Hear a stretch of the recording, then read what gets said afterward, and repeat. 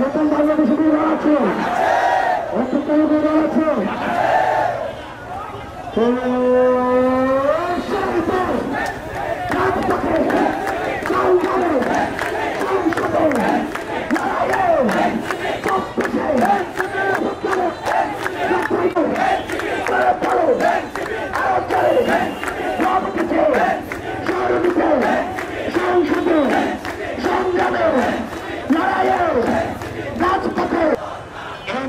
দরকার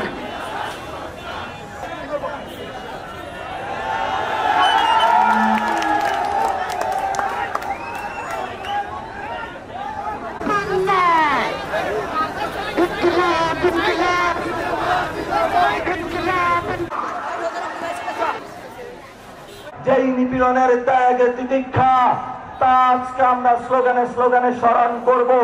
এই জনপদে কোরআন তেলাওয়াত দিয়ে প্রোগ্রাম শুরু করব।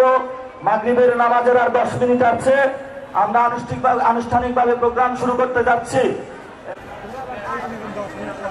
এখন আপনাদের সামনে কোরআন তেলাওয়াত দিয়ে শুরু হবে। কোরআন তেলাওয়াত করবেন হাফেজ রহমানির রহিম।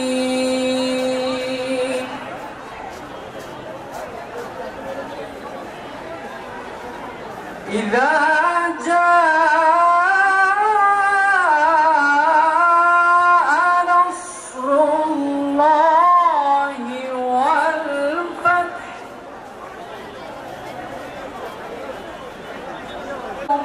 يدخلون في